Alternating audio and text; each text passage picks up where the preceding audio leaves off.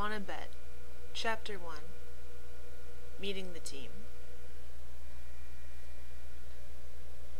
Jethro Gibbs, as it turned out, was a 24-year-old werewolf whom the pack had tried to coerce into joining them. He may have been a werewolf, but he wasn't a killer, and for that, the pack was trying to kill him. "You'll be safer here than on the street," Mike advised when the young man tried to walk out the door. "Don't want to be a burden," was Jethro's reply. When he had been bitten, he had become a burden to everyone around him, and the government hadn't made it any easier. The numbers inked into his skin would be there till the day he died, his number in the computer somewhere, to make sure he didn't kill like the rest of his kind seemed to do so well. That was why he had left home. He was done being anyone's burden. It was the same government that was now offering him a place to sleep till the pack was found. "It's no problem. You can sleep in autopsy," Youkuro offered, blankets in his arms. "Autopsy? With dead bodies?" The young man's nose wrinkled in disgust. Youkuro laughed. "The bodies will be locked away for the night. Besides, you need to meet the rest of the team." "What for?" His bark seemed worse than his bite, Youkuro mused. "Because our ME is going to be the one stitching you up, kid. And you're meeting the rest out of courtesy," Mike said from his desk. Jethro threw the vampire a look, but Youkuro only shrugged.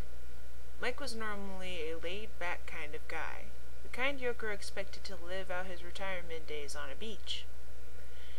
Yet this kid, a werewolf with a sharp tongue, had brought up his hidden temper that he reserved for suspects, and Mike's temper could be as scorching as the fire he wielded. "I'll take you to meet our ME, and then you can pick a table," he said, and headed for the elevator, Jethro at his heel. "Duck!" Youkuro shouted, and immediately Jethro looked around for anything that could be flying at his head. This caused the vampire to laugh.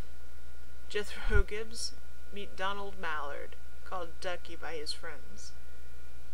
The person in question was a blonde-haired man, mid-30s, with a kind smile. "Hello," Jethro said and shook his head. "A pleasure to meet you," the ME said, then turned to Youkuro. "Is he the—" Youkuro nodded. "He's the werewolf we're protecting," he answered, then looked around. "Jen still here?" "Miss Shepherd is upstairs, getting our Chinese food. She should be back down soon," Ducky replied. "Now, let's see about getting you stitched up, Jethro."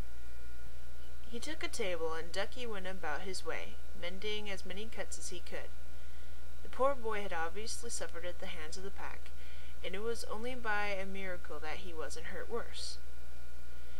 "There we are, good as new," he said, finishing the last stitch of a slice on Jethro's forehead, that was just hidden by a lock of dark hair. As soon as he spoke, the elevator door dinged, and the red-headed pixie of a girl walked in carrying 2 large brown paper bags. "Hey!" she said, setting the bags aside and hugging Youkuro. "Jen, this is Jethro Gibbs," he said when she released him from the hug. The pixie turned to Jethro and smiled brilliantly. He gulped slightly. "Hello." "Welcome to NCIS," she said, then reached into the bag and pulled out a carton of orange chicken. "Want some?" Jethro Gibbs was in love. This NCIS Alternate Universe fanfiction was made by J9y at deviantart.com. Go to j9y.deviantart.com to find her gallery